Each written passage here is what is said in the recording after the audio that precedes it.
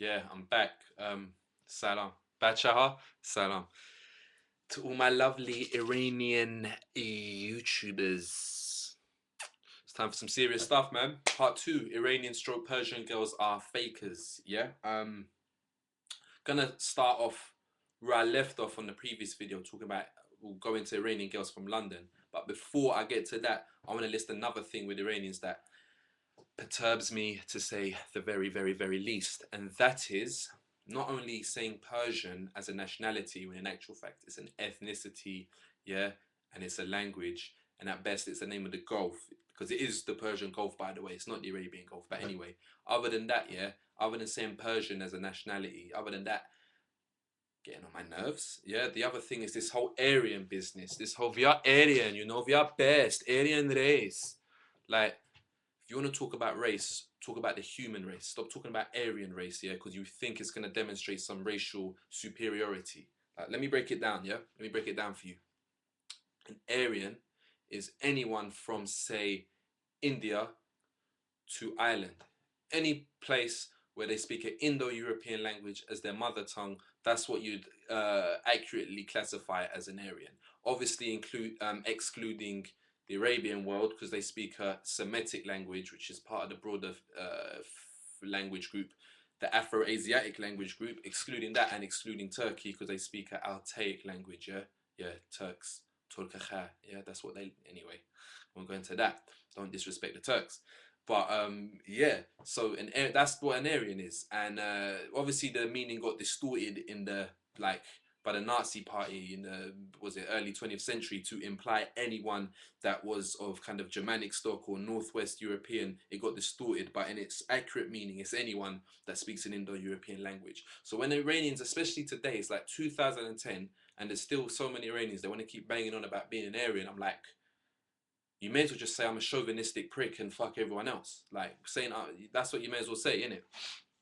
But that's that thing. So the Aryan thing gets on my nerves, and it's not such a unique thing, because they might think, oh, wait a minute, I thought Aryan meant like the German, the blonde hair and the blue eyes, the one with the gun that killed the Jew. No, it means us, we are Aryan. Oh, that means we are really the best. No, not the German faggot who eat the fucking Frankfurter. We are best. Like, some of them might even not know the history, especially ones that are grown up here. They'll be like, well, I'm Aryan. Thought that's the white man.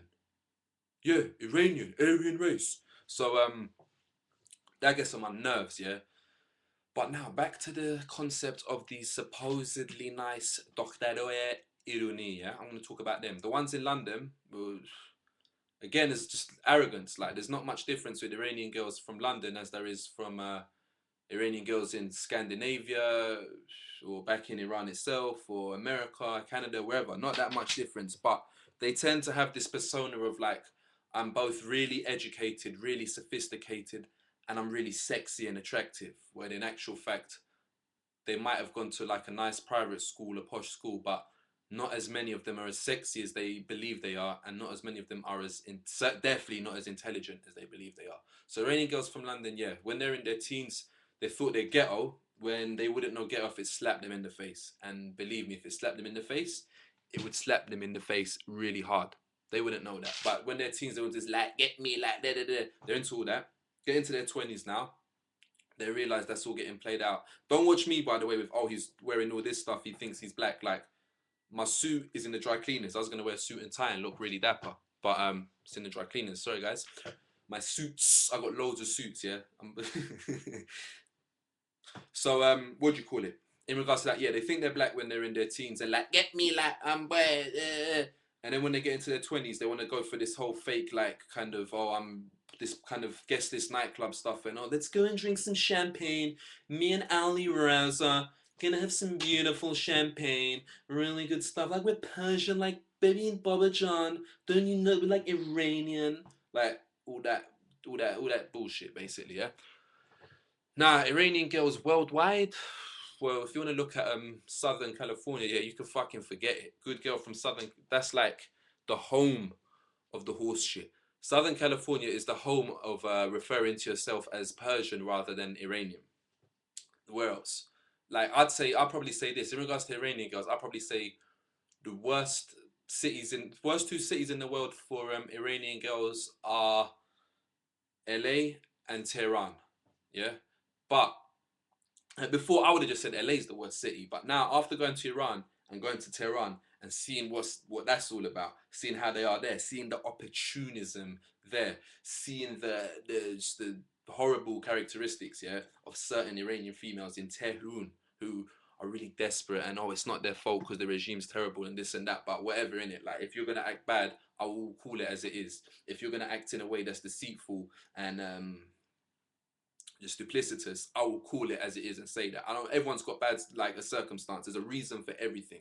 So this whole notion and this whole thing of oh, it's not their fault. You know, they come from a patriarchal society and the regime's really terrible and men are really like gay and all this stuff. So can you blame them for acting this way, for being shrewd and this and that? Like, yes, I can. If you try and violate me, then I'll call it as it is and say there's something wrong with you. You're a bitch. You're a user. But yeah, LA and Tehran, probably the two worst cities in the world for Iranian girls. However, London is close by. Yeah, never think it's not close by. London is very close to those other places. Now, um, in regards to the criticism of the last video, yeah, the kind of the criticism I was receiving, well, the most obvious one was you're generalizing.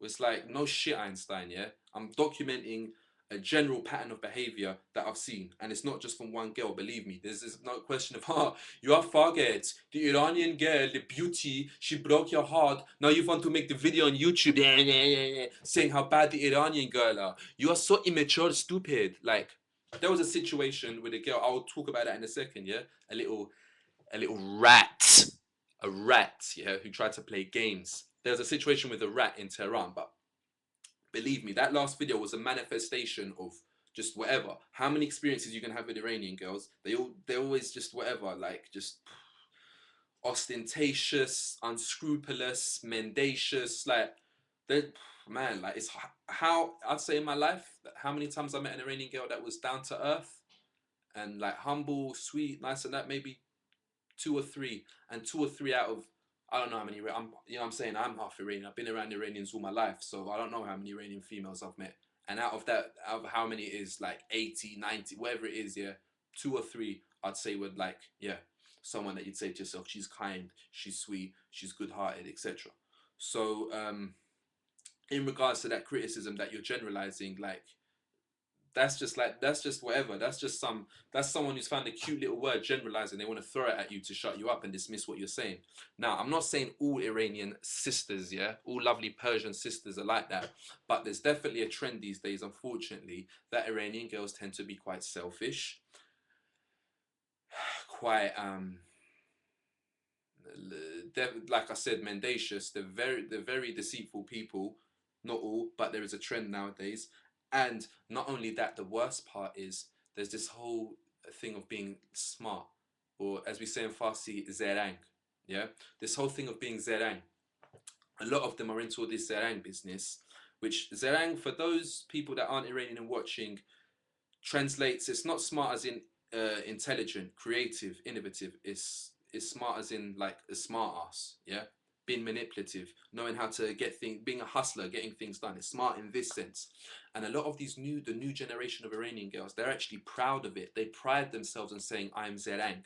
So those are basically the ones that I really, those are the ones that I'm addressing in regards to my criticism of Iranian girls and saying fakers. They are really the worst. And it's not only that, it's not the point that they are the way they are, it's that they're proud of it. And their rationale would tend to be, oh, like, you know, I come from a patriarchal background, patriarchal society, and it's really tough and difficult for women. So we have to have our wits about us and this and that. And it's like, all right, fine. Whatever reasons you want to come out with to justify the way you are, yeah, when it gets past that and it gets to a situation where you want to promote yourself and portray yourself as this great catch, as this, you know, someone who's really suitable for marriage, it's like, no, you're not.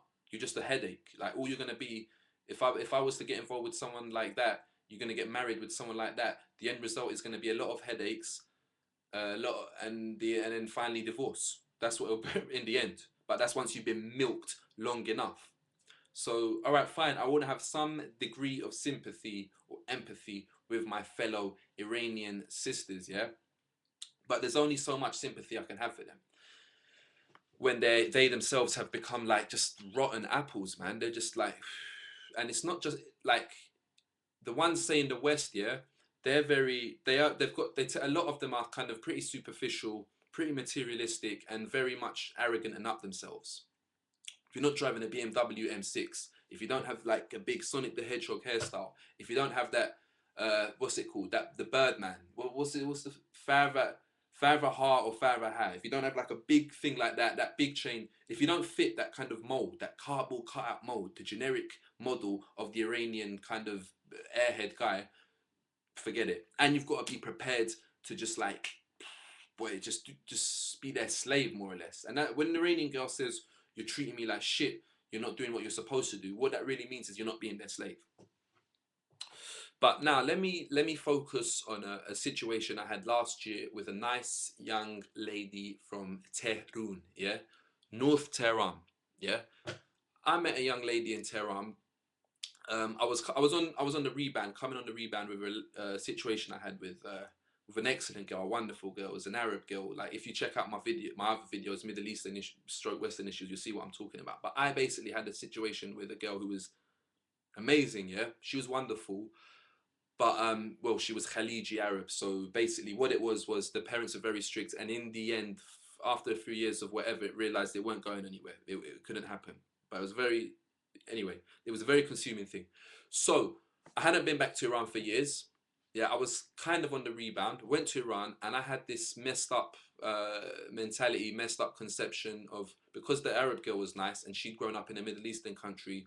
I can't kind of get with an Arab girl, but I could maybe get with an Iranian girl, like from the Middle East, one that's grown up back over there. I was like, oh, that's where you're gonna get the authentic Iranian girl. She's gonna be this, she's gonna be that, she's gonna be family oriented, she's gonna be sweet, she's gonna be kind. Now, long story short, I met this nice young lady, and what happened?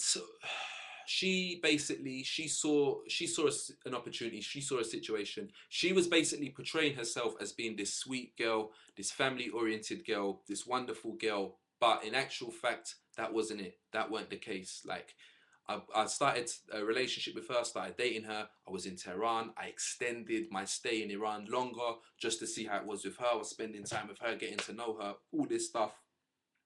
Fine, great. But this is gonna start. I'm gonna make another. I gotta make another point. I gotta make another part. So this is gonna finish, but there's gonna be another part following.